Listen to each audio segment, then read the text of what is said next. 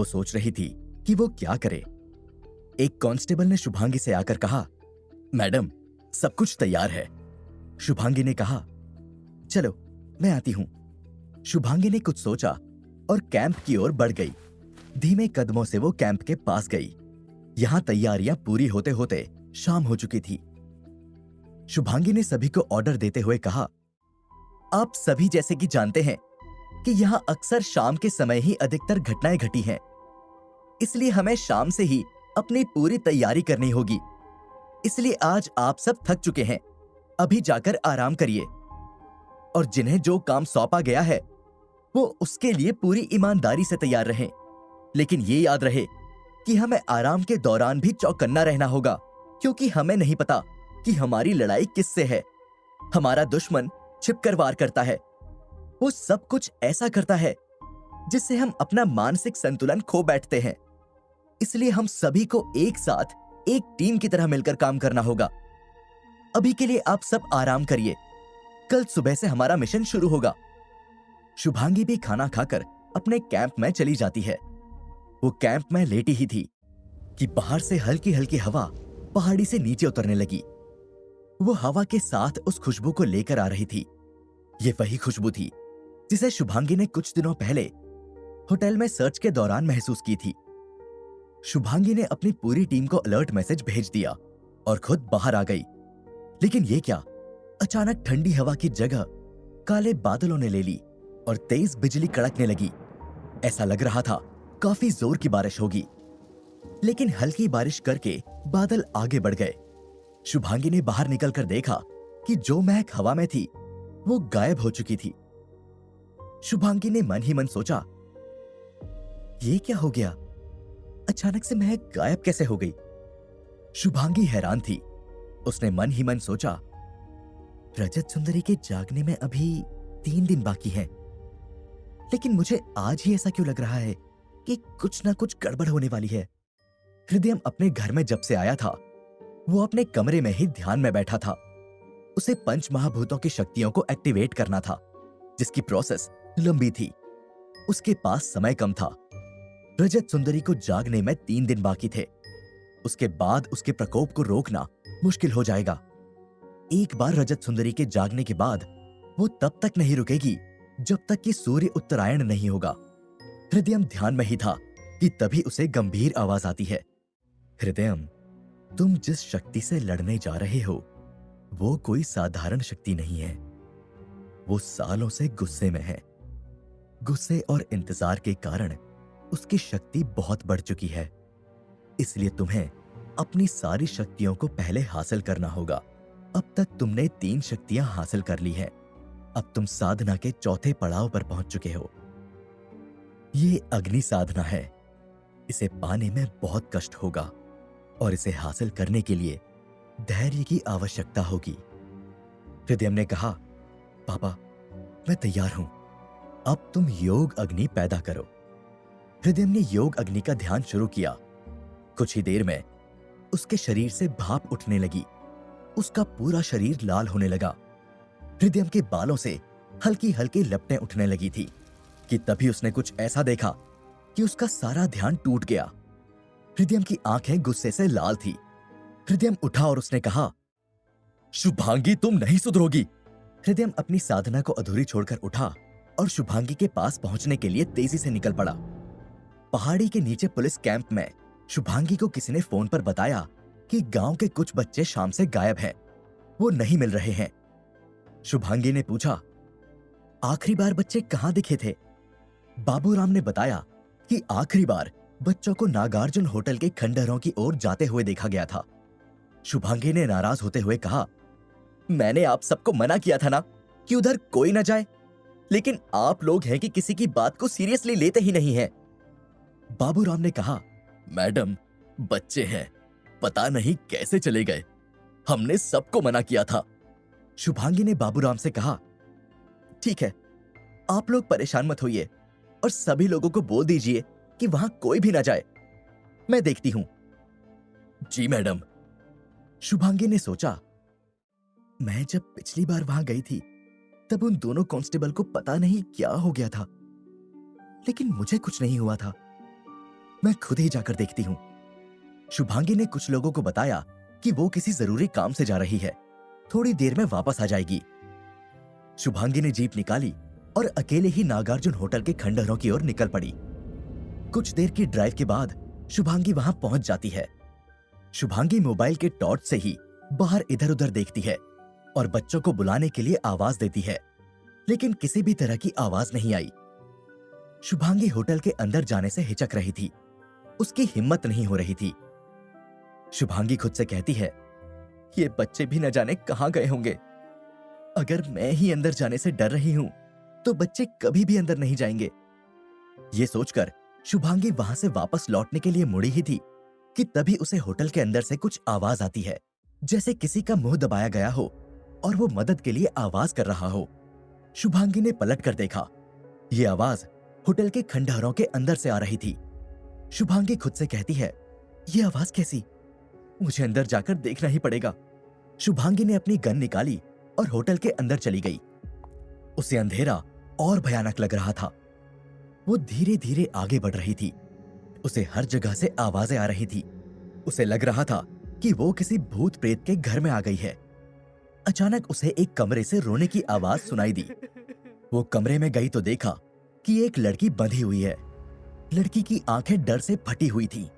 शुभांगी ने लड़की को खोला और उसे अपनी बाहों में भर लिया। ये वही लड़की थी जिसे शुभांगी ने करीब 1 साल पहले किडनैपरों से छुड़ाया था। लड़की ने शुभांगी से कहा, मुझे बचाओ, ये लोग मुझे मार देंगे। शुभांगी ने लड़की से कहा, चिंता मत करो, मैं तुम्हें बचा लूंगी। शुभांगी ने लड़की से पूछा, तुम यहां कैसे आई? लेकिन वो लड़की कोई जवाब नहीं दे रही थी। उसने बस मुझे बचा लो की रट लगा रखी थी। शुभांगी ने उसे चुप कराते हुए कहा, चिंता मत करो, मैं तुम्हें कुछ नहीं होने दूंगी। शुभांगी ने लड़की को गोद में उठाया और बाहर निकल आई। उसने अपनी जीप में उस बच्ची को बैठाया और जीप की ड्राइविंग सीट की ओर बढ़ी।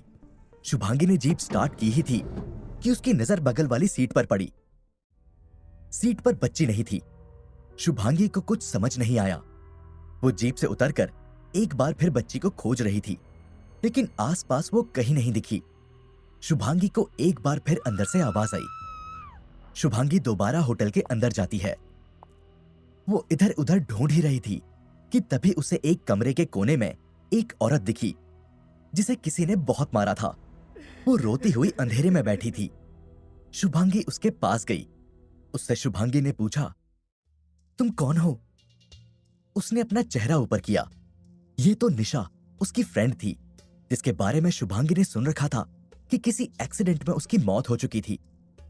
शुभांगी ने निशा से पूछा, निशा, तुम यहां कैसे? मैंने तो सुना था कि तुम मर चुकी हो। यहां क्या कर रही हो? शुभांगी ने निशा को देखा तो उसे यकीन नहीं हुआ। निशा की हालत बहुत बुरी थी। उसका चेहरा बेजान और सूखा हुआ था। उसके शरीर पर कई चोट के निशान थे। वो बहुत कमजोर और थकी हुई लग रही थी। शुभांगी ने निशा को देखा। उसने अपनी आंखें बंद कर रखी थी। निशा ने शुभांगी से कहा, शुभांगी, मैं मरी नहीं हूं, मुझे बचाओ। शुभांगी ने निशा को अपनी बाहों में भर लिया। वो बहुत खुश थी कि निशा जिंदा है। उसने निशा से पूछा, तुम यहां कैसे आई? तुम्हें क्या हुआ? लेकिन निशा ने कोई जवाब नहीं दिया। शुभांगी ने निशा को अपने साथ बाहर निकाला और उसे अपनी जीप में बिठाया, लेकिन शुभांगी अभी भी उस बच्ची की तलाश में थी। शुभांगी ने निशा से कहा, तुम यहीं बैठो, मैं आती हूं। शुभांगी एक बार फिर उस बच्ची की तलाश में होटल की ओर जाती है, लेकिन उसे बच्ची नहीं दिखी।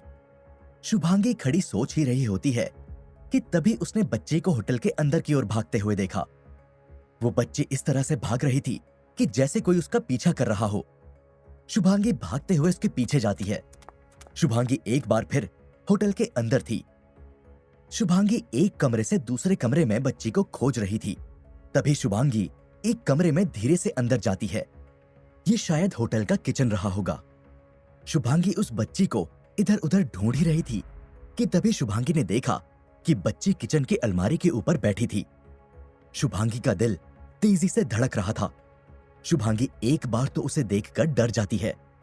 शुभांगी ने उसकी ओर मोबाइल किया। मोबाइल की रोशनी से बच्ची का चेहरा दिखता है। वो अजीब तरह से हंस रही थी। उसकी गहरी आंखें शुभांगी के अंदर तक झांक रही थी और बच्ची के होठों पर एक अद्भुत हंसी थी। शुभांगी चुपचाप बच्ची को एकटक देख ही रही थी कि वो बच्ची अलमारी से सीधे शुभांगी के ऊपर कूद जाती है। शुभांगी गिर जाती है, लेकिन वो बच्ची शुभांगी के गिरने के बाद भी उसके ऊपर ही रहती है। जैसे ही शुभांगी ने बच्ची को छुआ, उसका हाथ उस बच्ची से चिपका हुआ महसूस हो रहा था। शुभांगी ने उसे उतारने की कोशिश की, लेकिन वो नीचे नहीं उतर रही थी। किसी तरह से शुभांगी ने खुद को संभाला और उस बच्ची को गोद में लिए हुए खड़ी हो गई। शुभांगी ये देखकर मन ही मन डर रही थी कि जो बच्ची कुछ देर पहले इतनी डरी हुई थी, वो अचानक से ऐसा बर्ताव कैसे करने लगी। उसने बच्ची की ओर देखा। उसके चेहरे पर वही गहरी और अजीब सी मुस्कान थी। शुभांगी उस अंधेरे होटल के बाहर निकलने की कोशिश कर रही थी, लेकिन उसे अब बाहर जाने का रास्ता नहीं मिल रहा था। शुभांगी होटल में दीवार का सहारा लेकर बाहर निकलने का रास्ता खोज रही थी। शुभांगी को अचानक बच्ची बहुत भारी लगने लगी थी और उससे अब चला भी नहीं जा रहा था। शुभांगी होटल में इस तरह भटक रही थी कि मानो होटल के कमरों में दरवाजे ही ना हो। इस तरह भटकते हुए काफी देर हो चुकी थी। वो अब बहुत थक चुकी थी। उसने सोचा कि थकान की वजह से ये सब हो रहा है, इसलिए कुछ देर आराम करने के लिए वो वहीं बैठ गई। शुभांगी इस ठंड के मौसम में भी पसीने से तर थी। शुभांगी ने उस बच्ची से कहा, बेटा तुम मेरे पास बैठ जाओ, तुम्हें कुछ नहीं होगा, मैं तुम्हारे साथ हूं, डरो मत। लेकिन वो बच्ची शुभांगी को नहीं छोड़ रही थी। शुभांगी ने थोड़ा जोर लगाकर उसे खुद से अलग करना चाहा, लेकिन शुभांगी जितना जोर उससे अलग होने के लिए लगाती, वो उतने ही ज्यादा जोर से शुभांगी को कसते जा रही थी। बच्ची के ज्यादा जोर से कसने की वजह से शुभांगी का दम घुटने लगा था। उसकी सांसें रुक रही थी। ऐसा लग रहा था मानो उसकी जान चली जाएगी। शुभांगी की आंखें बंद होने लगी थी और उसका चेहरा पीला पड़ने लगा था। वो बेहोश होने ही वाली थी कि तभी बच्ची ने शुभांगी पर अपनी पकड़ ढीली कर दी। शुभांगी ने खांसते हुए लंबी सांस खींची और आंखें बंद करके दीवार से टिक कर बैठ गई। अभी शुभांगी ने थोड़ी राहत की सांस ली ही थी कि उसकी गोद में बैठी बच्ची ने शुभांगी के गले में बहुत जोर से काटते हुए उसकी गर्दन को अपने दांतों में फंसा लिया। शुभांगी दर्द से बुरी तरह से चीखने लगी। क्या वो बच्ची शुभांगी को मार देगी? क्या शुभांगी ने वहां आकर कोई गलती तो नहीं कर दी? क्या हृदयम सही वक्त पर आकर उसे बचा पाएगा? शुभांगी और उस बच्ची के बीच अब लड़ाई जारी थी, जिसमें बच्ची शुभांगी को बहुत ज्यादा चोट पहुंचा रही थी। शुभांगी की आंखें लाल हो रही थी और उसकी सांसें रुक रही थी। शुभांगी खुद को इतना कमजोर महसूस कर रही थी कि वो एक बच्चे की पकड़ से खुद को आजाद नहीं कर पा रही थी। शुभांगी को तड़पते देख बच्ची और जोर से मुस्कुराती हुई शुभांगी की गर्दन में दांतों को दबा रही थी। शुभांगी दर्द से चीखती है, छोड़ो मुझे। शुभांगी की आंखों से अब आंसू बहने लगे थे। शुभांगी का दर्द बढ़ता ही जा रहा था। शुभांगी बच्ची को चोट नहीं पहुंचाना चाह रही थी। उसे लग रहा था कि बच्ची को कोई मानसिक सदमा लगा है, इसलिए वो ऐसा कर रही है। शुभांगी तेज दर्द से तड़पते हुए जमीन पर लेट चुकी थी। वो असहनीय दर्द को बर्दाश्त कर रही थी कि तभी उसने उस बच्ची को अपने से दूर करने के लिए जोरदार धक्का दिया। बच्ची को उससे दूर हो जाना चाहिए था, लेकिन बच्ची तो कमरे से ही गायब हो गई। शुभांगी ये देखकर हैरान थी। शुभांगी की लंबी लंबी सांसें चल रही थी। थोड़ी देर राहत मिलने के बाद शुभांगी एक बार फिर बाहर निकलने के लिए आगे बढ़ी। वो कुछ दूर ही चली थी कि उसे एक दरवाजा मिल गया। वो ना जाने कितनी बार इस जगह से गुजर चुकी थी, लेकिन यह दरवाजा उसे पहले नहीं दिखा था। जैसे ही शुभांगी ने दरवाजे को खोला, वो मकड़ी के जालों में फंस गई। ये जाले खत्म ही नहीं हो रहे थे। वो अपने हाथों से उन जालों को हटाने की कोशिश कर रही थी, लेकिन शुभांगी उन जालों में और अधिक उलझती जा रही थी। जालों को शुभांगी अपने शरीर से हटाने की कोशिश कर ही रही थी कि तभी शुभांगी ने देखा कि हजारों की संख्या में मकड़ियां धीरे धीरे उसके करीब आ रही थी। उन मकड़ियों के मुंह से लार टपक रही थी और उनकी आंखों में एक अजीब सी चमक थी। शुभांगी को डर लगने लगा था। वो उन मकड़ियों से बचने के लिए इधर उधर भागने लगी, लेकिन वो जालों में इतनी उलझ चुकी थी कि वो कहीं भाग ही नहीं सकती थी। मकड़ियां अब उसके करीब आ चुकी थी और उनमें से कुछ ने उसे काटना शुरू कर दिया। शुभांगी को दर्द होने लगा और वो चिल्लाने लगी। वो आंखें बंद करके बहुत जोर जोर से चीख रही थी। तभी एक आवाज आई, शुभांगी घबराओ मत, मैं आ गया हूं। यह हृदय था, लेकिन शुभांगी कुछ सुन ही नहीं पा रही थी। वो आंखें बंद करके चीखती हुई छटपटा रही थी। हृदय ने शुभांगी का हाथ पकड़ा और उसे बैठाया और कहा, शुभांगी आंखें खोलो, तुम्हें क्या हो गया है? मैं हृदय हूं, अपनी आंखें खोलो। हृदय की बातों को वो सुन ही नहीं पा रही थी। वो अपने हाथ पैर चलाते हुए केवल चीख रही थी। तभी हृदय ने शुभांगी को कसकर एक थप्पड़ लगाया। उसका चीखना बंद हो गया। हृदय ने फिर से दूसरा थप्पड़ मारा। इस बार शुभांगी ने अपनी आंखें खोली और उसने हृदय को देखा। शुभांगी हृदय से लिपटकर जोर जोर से रोने लगी। हृदय ने उसे कहा, उठो, चलो यहां से बाहर चलो। शुभांगी हृदय के साथ खड़ी हुई, लेकिन ये क्या, शुभांगी कूदकर हृदय की गोद में चढ़ गई। हृदय ने शुभांगी से कहा, डरो मत।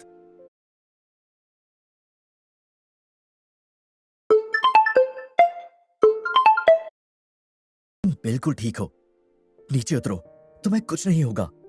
लेकिन शुभांगी ने हृदय को अपनी बाहों में कस रखा था और अपने दोनों पैरों को हृदय के कमर में फंसा रखा था।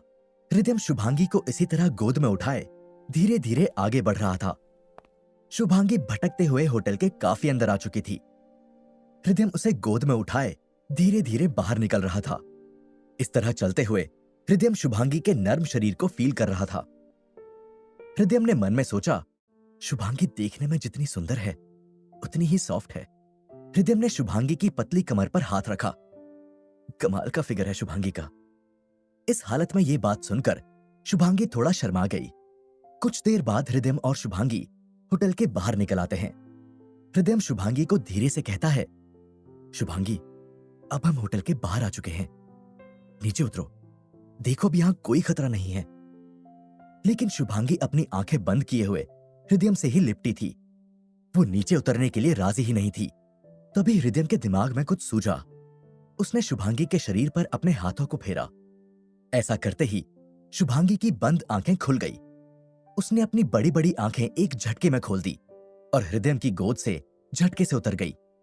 हृदय खड़ा मुस्कुरा रहा था। शुभांगी भी शर्मा रही थी। शुभांगी हृदय से कुछ कह नहीं रही थी। हृदय भी चुप था। शुभांगी धीमे कदमों से अपनी जीप की ओर जाती है और फिर जोर से चीखती है, निशा। हृदय दौड़कर शुभांगी के पास जाता है और कहता है, शुभांगी क्या हुआ, तुम चीख क्यों रही हो? शुभांगी ने हृदय से कहा, निशा कहां चली गई? हृदय ने शुभांगी को अपनी ओर करते हुए पूछा, कौन निशा, और तुम किसके बारे में बात कर रही हो? शुभांगी ने हृदय को निशा के बारे में सारी बातें बताई। हृदय शुभांगी की बातों को सुनकर कुछ सोच रहा था। वो उसकी बातों का एनालिसिस कर रहा था। तभी शुभांगी निशा निशा की आवाज निकालकर इधर उधर उसे खोजने लगती है। हृदय शुभांगी के पास गया। वो पागलों की तरह निशा को पुकारे जा रही थी। हृदय ने शुभांगी के कंधे पर हाथ रखा। शुभांगी हृदय की ओर मुड़ी।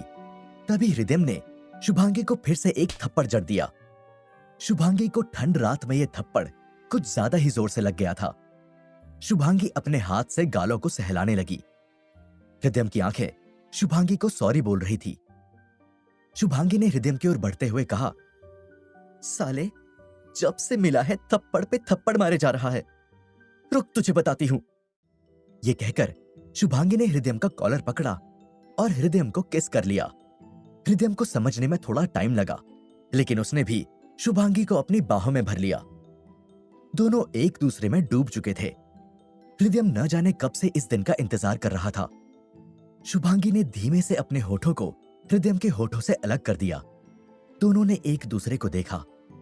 शुभांगी हृदय के पास से पीछे हटी ही थी कि हृदय ने शुभांगी का हाथ पकड़ा और अपनी ओर खींचते हुए उसे फिर से किस करने लगा। हृदय ने शुभांगी को किस करते हुए कहा, Shubhangi, I love you. Shubhangi ने अपने होठों को हृदय के होठों से मिलाते हुए कहा, मैं भी तुमसे शुभांगी अपनी बात कह पाती उसके पहले ही हृदय ने उसके होठों को अपने होठों में जकड़ लिया। दोनों एक दूसरे में काफी देर तक डूबे रहे। शुभांगी ने धीमी आवाज में कहा, तुम यहां कैसे पहुंचे? हृदय ने कहा, तुमसे दूर मैं रह नहीं सकता। तुम्हारी याद मुझे तुम तक खींच लाती है। शुभांगी ने कहा, छोड़ो, अब हमें चलना चाहिए। कोई हमें इस तरह देख ना ले। इस वीरान में हमें कौन देखेगा? शुभांगी हृदय के गाल पर किस करते हुए कहती है, मुझे जाना होगा। हृदय ने शुभांगी का हाथ पकड़ा और कहा, मैं भी तुम्हारे साथ चलूंगा। अब चाहे कुछ भी हो जाए, मैं तुम्हारा साथ नहीं छोड़ूंगा। यह कहते हुए हृदय शुभांगी को गोद में उठा लेता है और दोनों वापस कैंप में आ जाते हैं।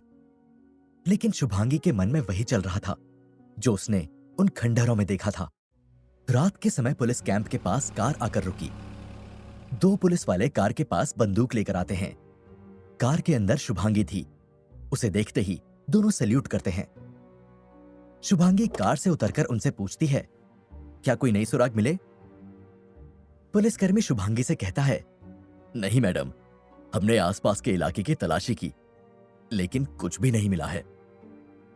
शुभांगी ने उसको जाने के लिए कहा और हृदय को अपने साथ कैंप में ले आई। पुलिस वालों ने ठंड से बचने के लिए आग जलाई हुई थी। शुभांगी और हृदय वहीं बैठ जाते हैं।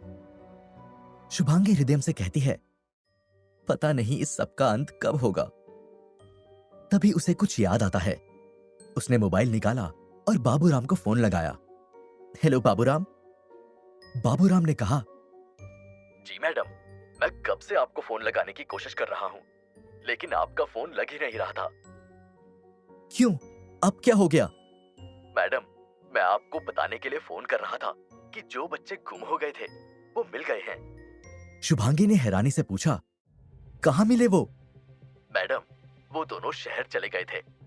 उन्हें लौटने में देर हो गई तो उसके घर वाले परेशान हो गए थे, इसलिए मैंने आपको फोन कर दिया था। शुभांगी ने राहत की सांस ली और कहा, कोई बात नहीं, ये अच्छा हुआ कि बच्चे सही सलामत घर वापस आ गए हैं। आगे से ख्याल रखिए। कोई भी गांव का आदमी उस खंडहर और पहाड़ी के आसपास। शुभांगी की आंखें भारी होती देख जैसे ही भोर की पहली शुभांगी और उस बच्ची के बीच हैं। कार के अंदर शुभांगी थी। उसे देखते ही दोनों सैल्यूट करते हैं। शुभांगी कार से उतरकर उनसे पूछती है, क्या कोई? जैसे ही भोर की पहली किरणों ने आकाश को सोने के रंग में रंगा, एक ऐसा रहस्य जो पहले ही कई लोगों की जान ले चुका था। शुभांगी ने इन सबको खत्म करने की कसम खा ली थी। शुभांगी ने हृदय को भी हेल्थ एक्सपर्ट के रूप में टीम में शामिल करने की परमिशन ले ली थी। शुरू से ही चढ़ाई जोखिम भरी थी। सुबह की धुंध से ढकी दांतेदार चट्टानें उन सबको नीचे खाई में गिरा देने की धमकी दे रही थी। कटीली झाड़ियां उनके कपड़ों पर चिपक कर उनकी स्किन को फाड़ने के लिए बेताब थीं। इन झाड़ियों की वजह से उन सबकी चढ़ने की स्पीड काफी स्लो थी। सुबह से ही हवा और कोहरे ने मिलकर यहां एक भयानक सन्नाटा पैदा किया था। यह सन्नाटा केवल बजरी पर उनके जूतों की आवाज और कभी-कभी किसी चौंके हुए पक्षी के रोने से टूटता था। वो सभी जैसे जैसे ऊपर चढ़ते गए, चुनौतियां बढ़ती गई। अचानक हवा पतली हो गई, जिससे सांस लेना मुश्किल हो गया और रास्ता सकरा हो गया। उन सबको मजबूरन एक के बाद एक कतार में चलना पड़ रहा था। पहाड़ की चट्टानों से रिस रही पानी की बूंदों ने चट्टानों में फिसलन पैदा कर दी थी। खड़ी ढलानों से नीचे देखने पर ऐसा लग रहा था मानो वो अपनी ओर गहराई में खींच रही हो। पहाड़ी का वो अजीब सा सन्नाटा काफी भयानक था। शुभांगी के मन में बार बार बुरे ख्याल आ रहे थे। उसने कसकर हृदय का हाथ पकड़ रखा था। हृदय और शुभांगी एक दूसरे से एक रस्सी के सहारे बंधे हुए थे। शुभांगी को कल हुए वाकये की याद किसी अनजान अनहोनी का भय उसके मन में पैदा कर रही थी। वो सभी संभले हुए कदमों से पतले रास्ते से आगे बढ़ ही रहे थे कि अचानक एक अधिकारी का पैर फिसल गया। वो नीचे की ओर सरक कर एक चट्टान में अटक गया। हेल्प! Please help me! की आवाजें लगाने लगा।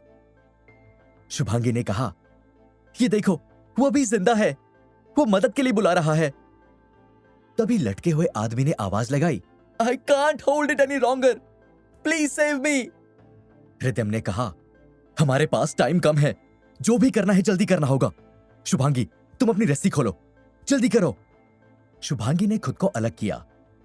खड़ी ढलान होने की वजह से नीचे उतरना लगभग नामुमकिन था। वो पहाड़ी से नीचे गिर रहा था। उसने जिस चट्टान का सहारा ले रखा था वो भी उसके हाथों से फिसलती जा रही थी। वो मदद के लिए चिल्ला रहा था। उसकी चीखें घाटी में गूंज रही थी। ये देखकर उन सब में दहशत फैल गई, लेकिन हृदयम जानता था कि उसे तेजी से कुछ करना होगा। हृदयम ने तेजी और सटीकता के साथ रस्सियां एक बड़ी सी चट्टान में बांधी और अपने गिरे हुए साथी को बचाने के लिए उस रस्सी के सहारे खुद को पहाड़ के किनारे से नीचे उतारा। ऊपर खड़े होने की नाम मात्र की जगह थी। हृदयम ने शुभांगी से कहा, आप लोग आगे बढ़िए, मैं इसे ऊपर लेकर आता हूं। शुभांगी ने वहां से जाने से मना करते हुए कहा, हम सब यहीं रहेंगे, तुम्हारे साथ ही चलेंगे। हृदयम के लिए यह बचाव अभियान एक और खतरनाक चुनौती साबित हुआ। एक बार तो रस्सी ही ढीली पड़ गई और हृदयम खुद सरकता हुआ खाई में जाने लगा था, लेकिन शुभांगी और पुलिस के अन्य लोगों ने हृदयम की रस्सी को पकड़ लिया। हृदयम ने देखा कि वो एक्सपर्ट टीम का एक सदस्य है जो टेढ़ी मेढ़ी चोटी पर खतरनाक ढंग से झूल रहा था। उसका जीवन खतरे में था। उसका हाथ कभी भी छूट सकता था और वो कई फीट गहरी खाई में गिर सकता था। हृदयम ने पूरी ताकत से उस अधिकारी को पकड़ा और उसे खींचते हुए अपनी पीठ पर बैठा लिया। हृदयम उसे लेकर धीरे धीरे ऊपर की ओर आने लगा। उसका एक गलत कदम दोनों की जिंदगी खत्म कर सकता था। काफी मशक्कत के बाद आखिरकार हृदयम सुरक्षित उसे बाहर निकालने में कामयाब रहा। शुभांगी का दिल घबराहट से धड़क रहा था। हृदयम को ऊपर उठाते हुए शुभांगी ने हृदयम से पूछा, हृदयम, तुम ठीक हो ना? मौत को इतने करीब से देखने के बाद इस अनुभव ने उन सबके दिलों को हिलाकर रख दिया था, लेकिन शुभांगी ने चुन चुनकर ऐसे लोगों को अपनी टीम में शामिल किया था जो ड्यूटी के लिए अपनी जान भी दे सकते थे। वो सब जानते थे कि आगे का रास्ता खतरे से भरा होगा, लेकिन वो रहस्य को सुलझाने और जिन लोगों के साथ अन्याय हुआ था उन्हें न्याय दिलाने की इच्छा से प्रेरित होकर आगे बढ़ने के लिए दृढ़ थे। पहाड़ी में ऊपर से नीचे उतरना बहुत मुश्किल होता और उन्हें यह नहीं पता था कि इस पहाड़ी में किस जगह रहस्य है, इसलिए उन्होंने हेलीकॉप्टर की जगह पैदल ही इस पर चढ़ने की योजना बनाई थी। जैसे जैसे सभी ऊपर चढ़ते जा रहे थे वैसे वैसे कोहरे की चादर मोटी होती जा रही थी। दिन छोटा था और रहस्य बना हुआ था। अब तक की थोड़ी चढ़ाई से ही उनकी सांसें फूलने लगी थी, इसलिए उन सबको एक सुरक्षित स्थान देखकर दिन ढलने से पहले कैंप लगाना था। तंग रास्तों से होते हुए वो थोड़ी ही ऊंचाई पर पहुंचे थे कि तभी कुछ पुलिस वालों को सांसें लेने में काफी दिक्कत होने लगी थी। उन्होंने कहा, मैडम, यहाँ ऑक्सीजन लेवल कम है, हमें सांस लेने में बहुत तकलीफ हो रही है। तभी एक एक्सपर्ट ने कहा, ये समझ से परे है। उनके इंडिकेटर में ऑक्सीजन लेवल काफी कम बता रहा था, मगर वो इस बात से हैरान थे कि इतनी कम ऊंचाई पर ऑक्सीजन इतनी कम कैसे हो सकती है। कुछ देर आराम करने के बाद वो बढ़े ही थे कि वो सब देखते हैं कि यहाँ पेड़ों पर अजीब पैटर्न उकेरे गए थे। वो सब ये महसूस नहीं कर पा रहे थे कि उन पर कोई नजर रख रहा है। पहली चुनौती तब सामने आई जब वो सब रास्ते में एक मोड़ पर पहुंच गए। यहाँ प्राचीन पत्थरों में उकेरी गई रहस्यमयी पहेलियां और छिपे हुए सुराग थे जो उन्हें रहस्य की गहराई तक ले जा रहे थे। ये पहाड़ी उनकी परीक्षा ले रही थी, लेकिन जैसे वो सभी इसके रहस्य को सुलझाने का प्रण लेकर आए थे। विशेषज्ञ दलों के हाथों में एडवांस इक्विपमेंट थे जो पहाड़ी के रहस्यों का पता लगाने में काफी मददगार साबित होंगे। एक्सपर्ट्स में डॉक्टर आन्या पेट्रोवा भी शामिल थीं, जो एक प्रसिद्ध भूविज्ञानी थीं और चट्टानों में छिपी हुई जानकारियों पर गहरी पकड़ रखती थी। प्रोफेसर माइकल चेन, एक वनस्पति शास्त्री जो चरम वातावरण की वनस्पतियों में अपनी विशेषज्ञता के लिए जाने जाते हैं, उनके पीछे पीछे थे। वायुमंडलीय घटनाओं की गहरी समझ रखने वाली मौसम विज्ञानी डॉक्टर सारा जोन्स ने अभ्यास की नजर से आकाश को स्कैन किया, जबकि टेक्नोलॉजी विशेषज्ञ श्री डेविड ली ने अपने इक्विपमेंट के सुचारू कामकाज को सुनिश्चित किया। एक सुरक्षित स्थान में पहुंचने के बाद पहला काम कैंप लगाना था। एक जगह छोटा मैदान था, वहां सभी ने कैंप लगाना शुरू किया प्रैक्टिस एफिशिएंसी के साथ। कुछ ही घंटों में उन्होंने मजबूत तंबू लगाए जो कठोर पहाड़ी हवाओं से सुरक्षित थे।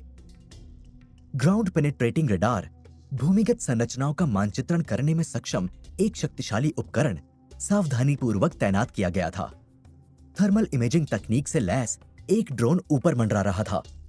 एयर क्वालिटी निगरानी प्रणाली किसी भी हवा में होने वाले किसी तरह के बदलाव को बेहतर क्वालिटी से मेजर कर सकती थी। इसके साथ ही इस पहाड़ी में अचानक से होने वाले मौसम के बदलाव की जानकारी लेने के लिए एक पोर्टेबल वेदर स्टेशन भी तैयार किया गया था।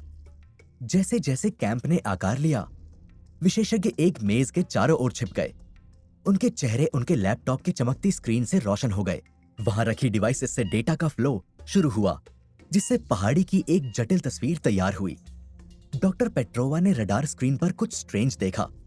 उन्होंने सभी को बुलाकर स्क्रीन की ओर इशारा करके दिखाया, जो कि पहाड़ी के बीचों बीच बनी एक ऐसी गुफा थी जिसके एंट्रेंस को देखकर ऐसा लग रहा था जैसे इसे किसी ने बहुत ही कारीगरी से तराश कर बनाया हो। प्रोफेसर चेन ने उपग्रह चित्रों की जांच की। ढलानों पर अनयूजुअल वेजिटेशन पैटर्न्स का विश्लेषण करते समय उनकी भौहें एकाग्रता से सिकुड़ गईं। डॉक्टर जोन्स ने हवा के पैटर्न का अध्ययन किया, ऐसे किसी भी सुराग की खोज की जो उस ठंडी खुशबू को समझ सके जिसने आसपास के क्षेत्र में कहर बरपा रखा था। हर नई खोज के साथ टीम पहाड़ी के रहस्य को सुलझाने के करीब पहुंच रही थी।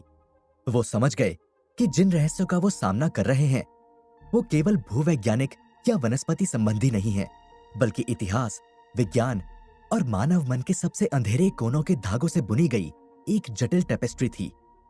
शुभांगी ने हृदय से कहा, आज की जर्नी खतरों से भरी थी। मुझे तो लगा कि आज तुम गए। हृदय ने कहा, मैं इसीलिए तुम सबके साथ आया हूं ताकि तुम लोगों की हिफाजत कर सकूं। शुभांगी ने कहा, लेकिन मेरी एक बात समझ में नहीं आ रही कि आखिर आज हम सब इतनी चढ़ाई करके ऊपर आ चुके हैं, लेकिन हमें आज वो हिप्नोटाइज करने वाली न महक आई और ना ही कुछ ऐसा हुआ जो कि रहस्यमयी लगे, जबकि नीचे घटनाएं शाम होते ही शुरू हो जाती हैं। कहीं ऐसा तो नहीं कि हम जिसे ऊपर ढूंढ रहे हों वो नीचे से ही ये सब कर रहा हो। हृदय ने कहा, शुभांगी, मैं फिर से यही कहूंगा कि ये काम किसी एक इंसान के बस की बात नहीं है। जरूर इसके पीछे ऐसी ताकत है जो हम सबकी समझ से परे है। ये हमारे डर को ही हमारे सामने लाकर एक दूसरे की जान का दुश्मन बना देती है। ये हमें वही दिखाती है जो कहीं ना कहीं हमारे दिमाग में है और जिसने हमें कभी ना कभी परेशान किया था। कैंप में चूल्हे के पास तैनात एक पुलिस वाले ने नूडल्स के एक बर्तन को हिलाया, जिसकी भाप से हल्की और आकर्षक सुगंध आ रही थी। अचानक वो रुक गया।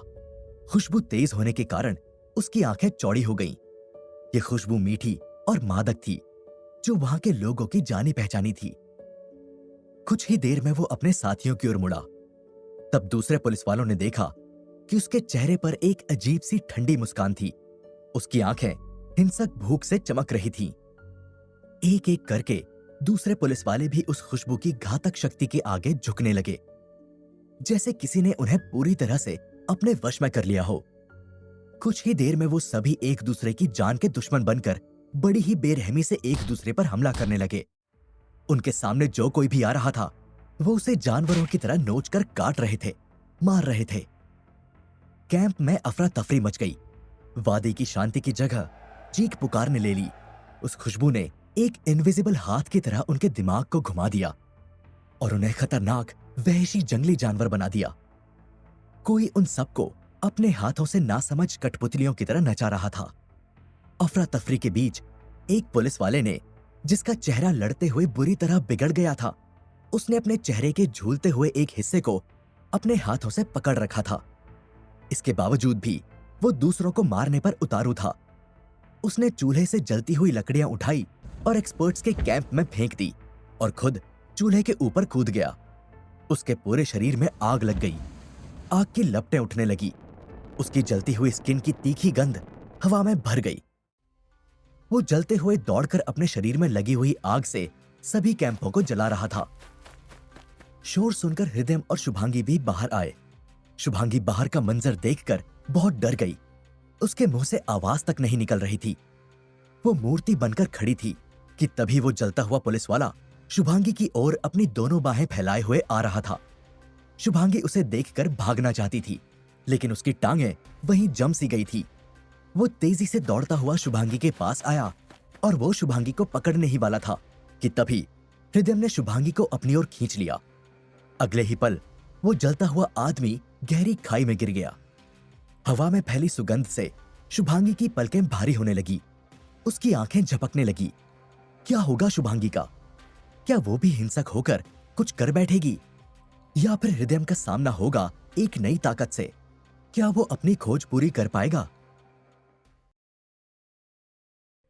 शुभांगी की आंखें भारी